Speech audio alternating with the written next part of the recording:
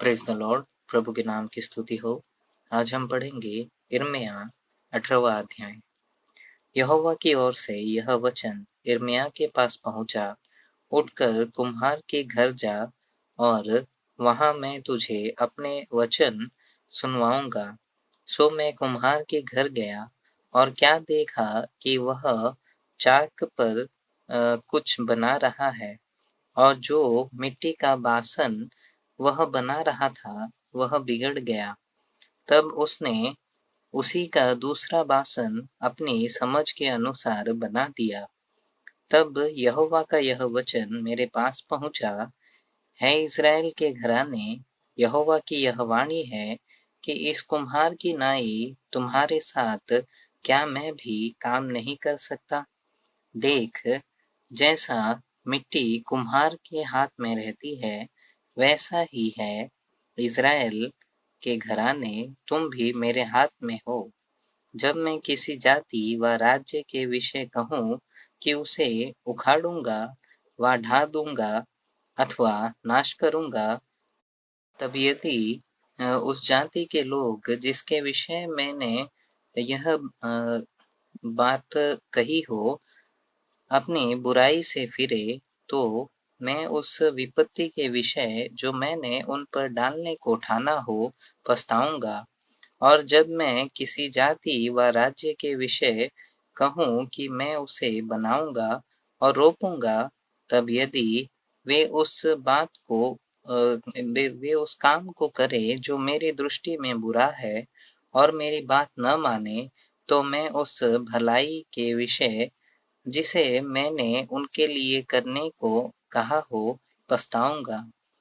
इसलिए अब तू यहूदा और यरूशलेम के निवासियों से यह कह, यहोवा यूं कहता है, देखो, मैं तुम्हारी हानि की युक्ति और तुम्हारे विरुद्ध प्रबंध कर रहा हूँ।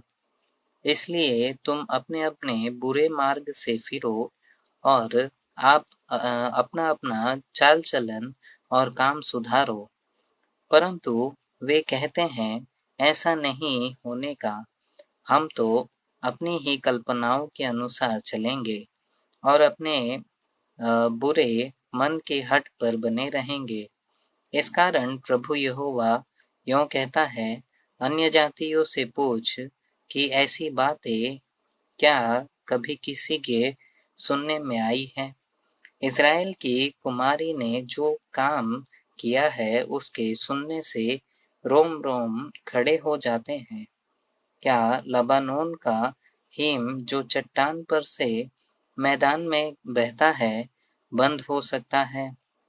क्या वह ठंडा जल जो दूर से बहता है कभी सूख सकता है? परंतु मेरी प्रजा मुझे भूल गई है। वे निकम्मी वस्तुओं के लिए धूप जलाते हैं। उन्होंने अपने प्राचीन काल के मार्गों में ठोकर खाई है और पगडंडियों और बेहद मार्गों में भटक गए हैं। इससे उनका देश ऐसा उजाड़ हो गया है कि लोग उस पर सदा ताली बजाते रहेंगे, और जो कोई उसके पास से चले वह चकित होगा और सिर हिलाएगा। मैं उनको पुरवाई से अ, उड़ाकर शत्रु के सामने से तितर-बितर कर दूंगा। उनकी विपत्ति के दिन मैं उनको मुँह नहीं परंतु पीठ दिखाऊंगा।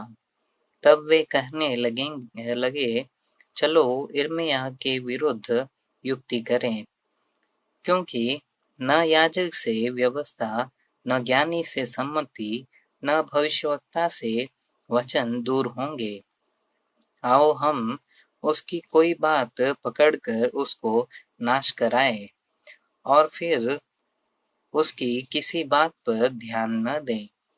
है यहोवा, मेरी ओर ध्यान दे, और जो लोग मेरे साथ झगड़ते हैं उनकी बातें सुन। क्या भलाई के बदले में बुराई का व्यवहार किया जाए? तो इस बात का स्मरण कर कि मैं उनकी भलाई के लिए तेरे सामने प्रार्थना करने को खड़ा हुआ। जिससे तेरी जलजलाहट उन पर से उतर जाए।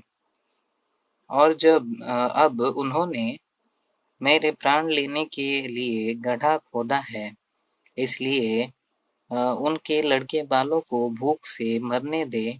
वे तलवार से कट मरे और उनकी स्त्रियां निर्वंश और विधवा हो जाए।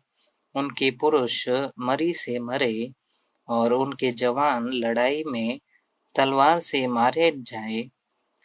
जब तू उन पर अचानक शत्रु दल चढ़ाए और उनके घरों से चिल्लाहट सुनाई दे, क्योंकि उन्होंने मेरे लिए गड्ढा खोदा और मेरे फंसाने को फंदे लगाए हैं।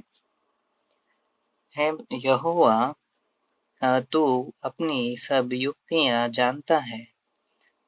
तू उनकी सब युक्तियां जानता है जो वे मेरे मृत्यु के लिए करते हैं। इस कारण तू उनके इस अधर्म को न ढांप, न उनके पाप को अपने सामने से मिटा। वे तेरे देखते ही ठोकर खाकर गिर जाए। अपने क्रोध में आकर उनसे इसी प्रकार का व्यवहार कर।